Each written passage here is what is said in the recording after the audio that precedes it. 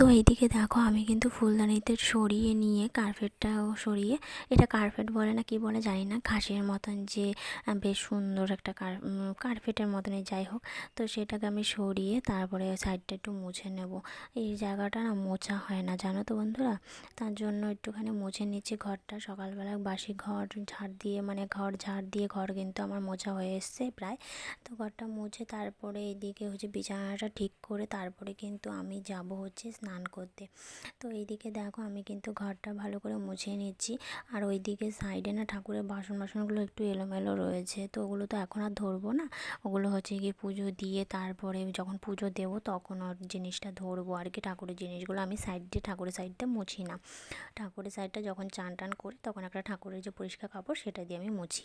তো এদিকে দেখো আমি কিন্তু ঘরটা মুছে, ঘর ঝাড় দিয়ে ঘর মুছে তারপরে কিন্তু বিছানাটা পরিষ্কার করতে আসলাম, কারণ ছেলে শুয়েছিল। এবার ও শুয়ে থাকলো তো আমি জিনিসটা আর গোছাতে পারি না, ওকে ডাকছিলাম তো উঠছিল না।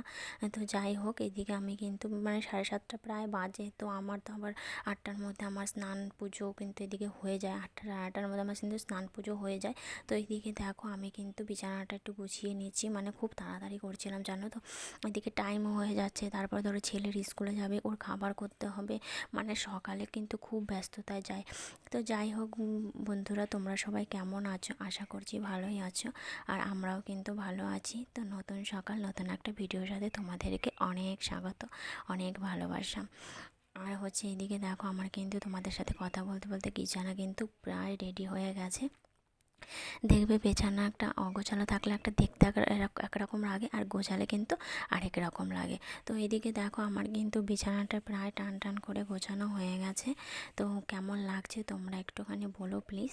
বিছানাটা কিন্তু আমি প্রায় গুছিয়েই নিয়েছি, একটুখানি ঝাড় দিয়ে নিলাম, বিছানা যে ঝাঁটাটা থাকে সেটা দিয়ে একটু ঝাড় দিয়ে নিলাম। আর কি বলো তো, একটু বিছানাটা টান টান না থাকলে না কিন্তু ভালো লাগে না।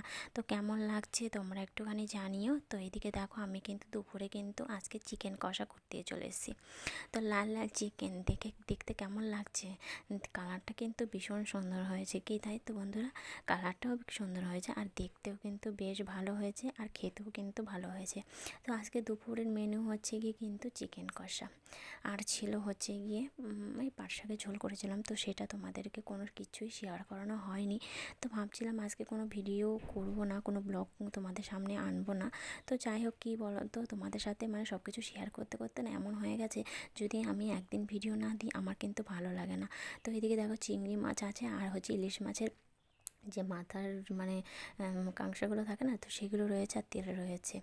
আর এদিকে দেখো আমার কিন্তু প্রায় কষানো হয়ে গেছে, ঝোল দিয়ে দিয়েছি, এখন জলটা একটু ফুটছে, দেখতে কেমন লাগছে, ভীষণ ভালো লাগছে। তো যাই হোক, অনেক দিন পরে কিন্তু আবার সেই চিকেন খাচ্ছি, প্রায় 1 সপ্তাহের উপরে হয়ে গেছে। তো ছেলের বায়না তো মেটাতে হবে, ও অনেক দিন ধরে বলছে যে চিকেন খাবো, রবিবারে বলেছিল, তো আমি হচ্ছে রবিবারে আনাইনি। এদিকে দেখো তোমার হচ্ছে গিয়ে মাছের তেলগুলো ভাজি, ইলিশ মাছের তেলগুলো। তো এদিকে আমার কিন্তু সব রান্না টান্না হয়ে গেছে, আর কিন্তু গ্যাসটা আমার প্রায় পরিষ্কার করা হয়ে গেছে, আর কিন্তু বাইরে বৃষ্টি পড়ছে। এই হচ্ছে গিয়ে ব্যাপার। এদিকে আমার কিন্তু ঘরটার সব মোছা, রান্নাঘরটার এগুলো সব কিন্তু আমি প্রায় পরিষ্কার করে নিয়েছি, টেবিলটাও পরিষ্কার করানো হয়ে গেছে, রান্নার জায়গা মোছা হয়ে গেছে, একটু সার্ফ দিয়ে মুছেছি, কারণ রান্নার পর না পুরো তেল কাজটা হয়ে থাকে। তো তো যাই হোক বন্ধুরা, আমার ভিডিও আমি এখানে করছি, তোমরা সকলে ভালো থেকো, সুস্থ থেকো, দেখা হবে কালকে নতুন।